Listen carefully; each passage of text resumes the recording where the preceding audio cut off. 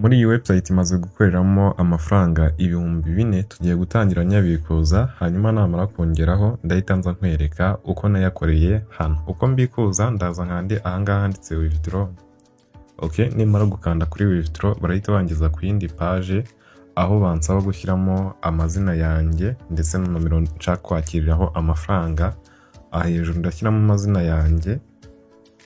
Okay, yombi ushyiramo amazina yombi, ahangaha handitsemo receiver number ushyiramo nomero ushaka kwakiriraho ayo mafaranga ugiye kubikuza.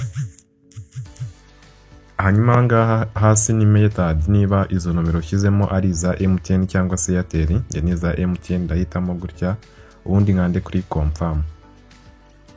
Okay, utegerezaho gake cyane bikaba completed. Ngira ngo urabona ko bank yabaye created. Ndasubira inyuma nongere ngaruke nkande hahandi kuri withdraw, nanone bahite bangeza kuri page yo kubikuriza. Ahangaha barambaza ingano y'amafaranga nshaka kubikuza, ngiye yose nshaka kuyabikuza ni 4,000. Okay, hasi urabona ko bari kumbwira ko nta mafaranga na make bagukata. Ikindi bakambwira ko nemerewe kubikuza rimwe ku munsi hagati ya saa 2 za mu gitondo kugeza saa 11 za nimugoroba. Ndahita nza ahangaha mbyemeze. Okay, ngira ngo nkuko ubibona urabona ko bambwiye ko withdraw yabaye successful. Nituza tugakanda hariya hejuru kugira ngo turebe raporo ngufi y'ibyakozwe, ubwo ni history y'amafaranga twabikuje. Urabona ko ari muri processing, turategereza atugereho. Mu gihe tugitegereje amafaranga twabikuje ko atugeraho, reka ntangire ngusobanurire imikorere y'iyi website. Turarangiza kubisobanura n'amafaranga twabikuje nayo amaze kutugeraho. Twihuse urareba muri video description cyangwa se muri comment ya mbere urasangamo link ebyiri. Link ya mbere niyo kwiyandikisha, naho link ya kabiri ni ya WhatsApp group. Urakanda ku ya mbere yanditseho link yo kwiyandikisha uhita ugera kuri iyi page. Aha mbere urashyiramo nomero za telefone, byaba byiza cyane izo nomero arizo uzajya ukoresha mu kubikuza amafaranga yawe. Aha kabiri ushyiremo login password, ni password uzajya ukoresha mu gihe ushaka kwinjira muri konti yawe. Kuraza guhitamo password ushaka gukoresha nk'izina ryawe cyangwa se indi mibare. Ikiza ariko iyo password bikomeye ku buryo nta wundi muntu uzayimenya. Sasa byose nubirangiza urahita ukanda kuri register. Boom, numara kugera kuri iyi tableau, ubu ngubu uramaze kwiyandikisha muri iyi website. Iyi website yitwa Keycrop AI Trading website. Iyi ni imwe muri website ushoramo amafaranga yawe, hanyuma robot zikagukorera trading, wowe ukagenda uhabwa inyungu. Uko utangira gukoreramo amafaranga sasa. Gukoreramo amafaranga hano ni ibintu byoroshye cyane. Uraza ugakanda ahangaha handitse invest. Okay, wamara gukanda kuri invest bahita bakugeza kuri iyindi page aho usangaho robo zigiye zitandukanye ndetse n'ibiciro byazo. Urugero nk'iyi robo ya mbere urabona ko igura amafaranga 500. Buri munsi iguhereza inyungu y'amafaranga 50. Urumva ko iyo gutradingiye buri munsi wakira 10% by'amafaranga washoye, bakakubwira ko izagukorera iminsi 30. Nyuma y'iyo minsi 30 urongera ugashora andi. Ariko urumva ko mu gihe washoye 500 mu minsi 30 uba umaze gukoreramo 1,500. Ubwo haba harimo inyungu y'amafaranga 1,000 ndetse na cya gishoro cyawe cya 500. Si ibyo gusa ko harimo n'izindi zigiye zitandukanye nk'igura 1,000, igura 3,000, 5,000, 10,000, igura 30,000 ndetse n'igura 50,000. Nk'iya 50 urabona ko buri munsi guhereza inyungu y'5,000, kandi cyiza uba wemerewe kubikuza inyungu yawe ako kanya kuri MTN Mobile Money yawe.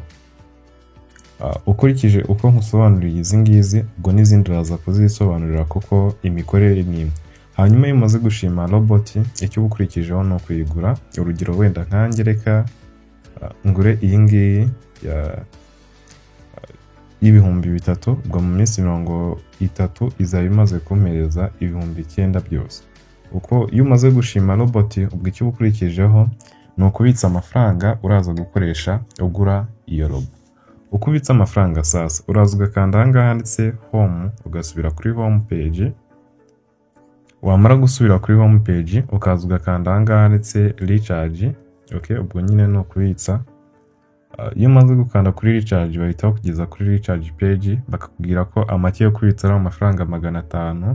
Hasi bakakubaza niba ushaka gukoresha MTN cyangwa se Airtel mu kohereza amafaranga. Nkanjye nkoresha MTN cyane, niyo ndarekiramo. Hanyuma aha ngaha nshyiremo bya bihumbi 3 kuko nshaka kugura robo ya 3, banyereke ko barankata amafaranga 0, mpite nkanda kuri confirm.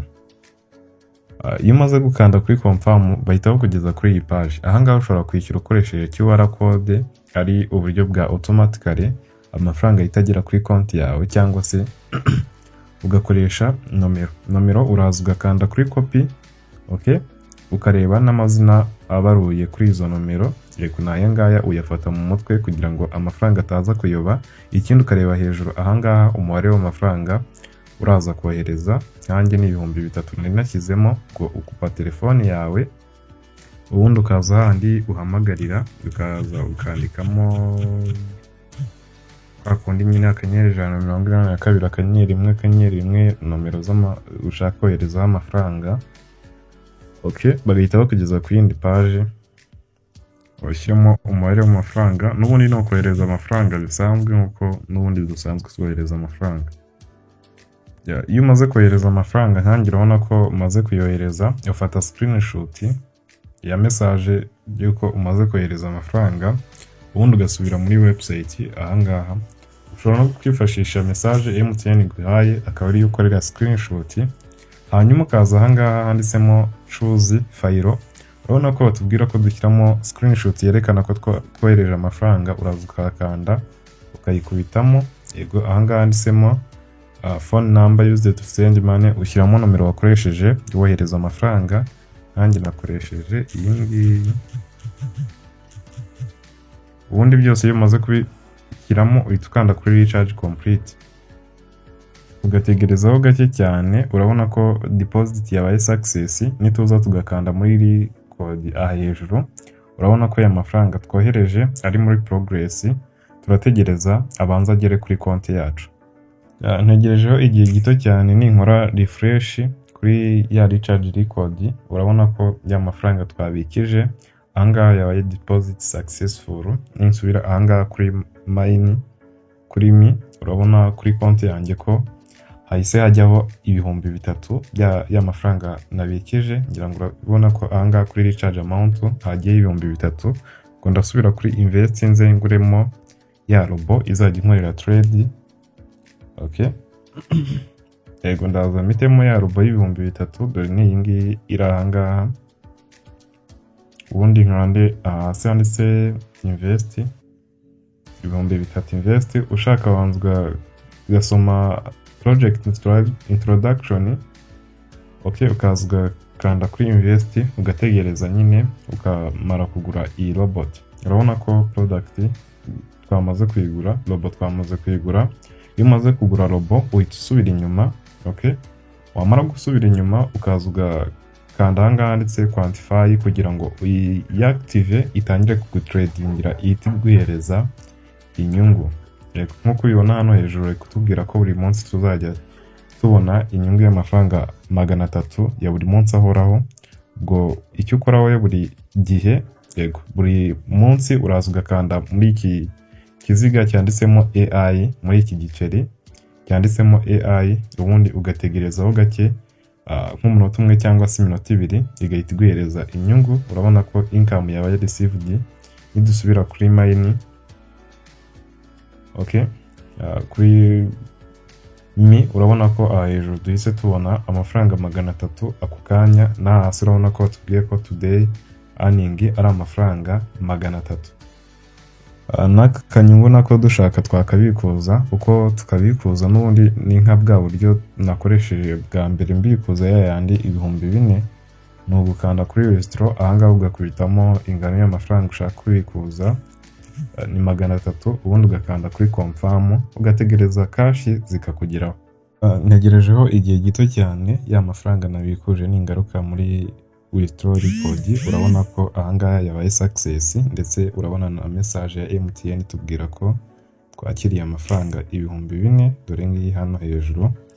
duhise tuyibona. Aha harimo n'ubundi buryo bwo gukoreramo amafaranga menshi, nituza tugakanda kuri agent corporation, yego tugiye kuba aba agent b'iyi website, tukamanuka hasi hari agent rewards, bari kutwereka ko hejuru iyo utumiye umuntu uhabwa 15 by'amafaranga yabikije kuri timu ya mbere, kuri level ya mbere, kuri ya kabiri ugahabwa 3, naho iya 3 ugahabwa 2%. Gusa gutumira si itegeko, bakakubwira ko urugero utumiye umuntu agashora 100,000 ukabiguramo robo, uhita winjiza 15,000 ku kanya, ndetse ukaba wemerewe no guhita uyabikuza.